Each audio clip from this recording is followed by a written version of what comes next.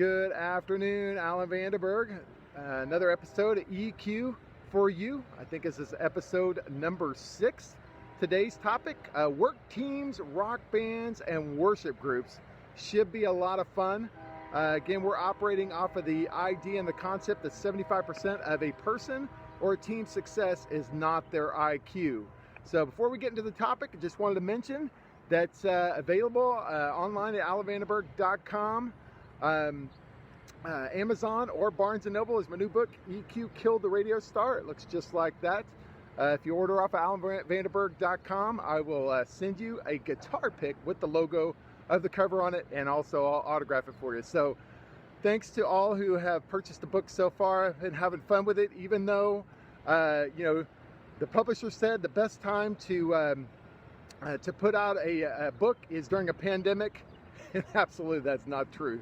But it's been an interesting ride here the last couple months for sure.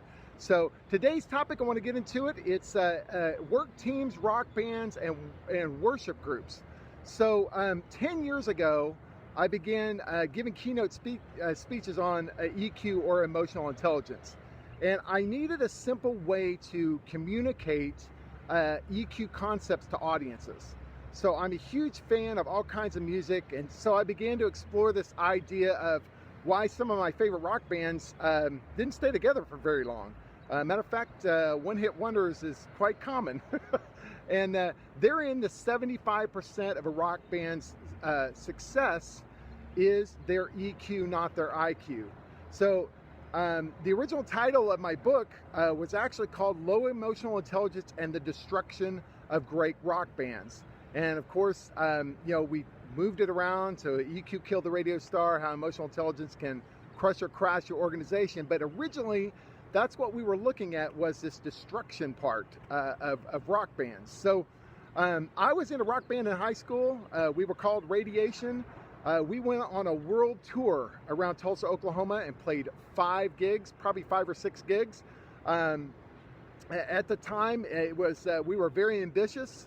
We had a lot of fun, but in the end, we basically just stopped playing together. Some of us got full-time jobs, other ones moved away, we had school, and bottom line was we didn't have any places to play.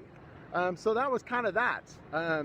Our drummer, his name is Brandon Holder, give a shout out to Brandon. He's actually the only one of us who actually became a professional player, and he played for Leon Russell for several years until Leon unfortunately passed away. But Brandon was awesome at age 13, and he ended up being an incredible, as a professional, a drummer. He's just incredible. You should look him up. He's a great guy and just incredible player. So did our band Radiation break up because of EQ? Well, kinda, because having the drive to do things is part of EQ, not an IQ skill. And so all of us had IQ skills. Matter of fact, a lot of us kept playing along the way. One place I kept playing was in church worship bands. So worship bands in a church are kind of interesting. They're just like any other band, but worship bands are put together because people can play their instrument or they can sing.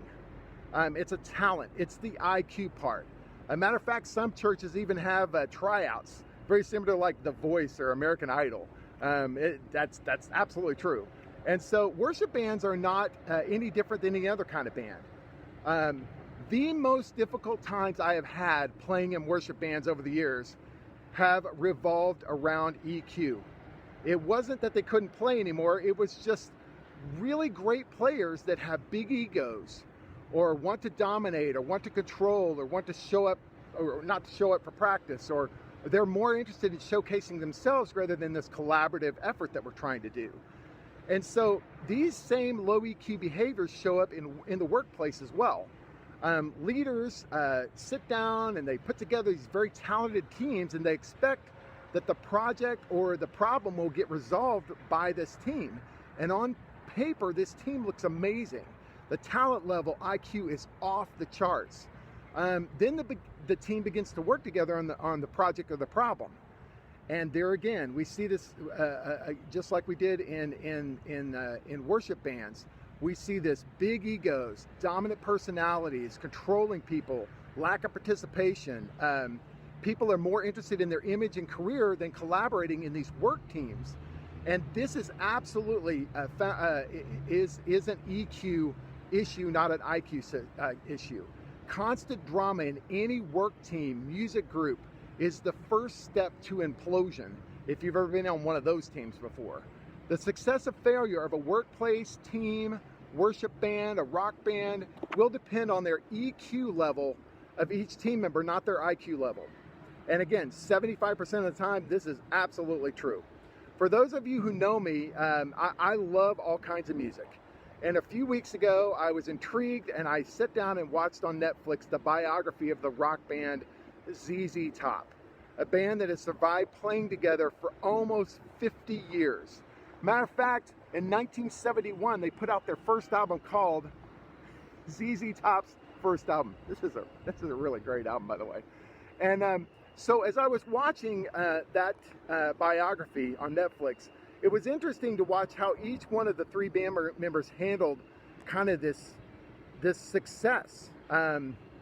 There were problems, no doubt. The grueling road schedule, the fight with the record labels over what kind of band they were going to be. It was kind of crazy, actually.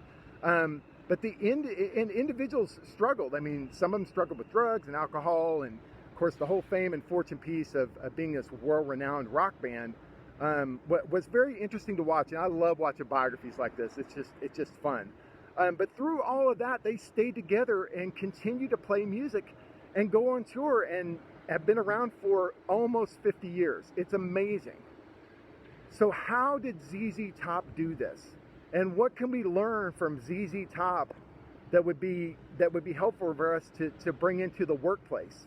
So although most work groups at work and work teams, they don't go through 50 years of playing together like ZZ Top and collaborating and that sort of thing, but there are some key EQ learnings and takeaways we can learn from watching something like a ZZ Top biography on Netflix. So number one is ZZ Top had the determination, individually and collectively. They had a no-quit attitude. That is absolutely an EQ skill, not an IQ skill. They were focused on playing just about anywhere. So they had this determination. Number two, they embraced and supported their unique diversity of each band member. 3 different personalities working together for almost 50 years. It's amazing. When difficult times came, of course they had things that they had issues with, but they worked through them. And number 3, ZZ Top was able to constructively collaborate for almost 50 years. The same 3 guys. Healthy communication, EQ skills, not an IQ skill. Non-destructive dialogue, EQ skill, not an IQ skill. Is ZZ Top a great band? Absolutely. Can they play? Yes. But how they stayed together for almost 50 years absolutely is ingrained in an EQ skill. So hopefully this was helpful. I love it. It was fun. Work teams, rock bands, and worship groups. Just too much fun. So hopefully this was helpful. I want to leave you with these 3 things. Find what you do in life and do that. Don't allow anyone or anything to steal your happiness or your joy. And number 3, live life to the fullest, because nothing is guaranteed. So thanks for joining this week on EQ for You.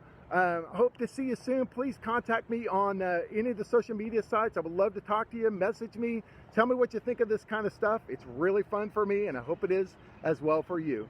All right, thanks. Have a great day.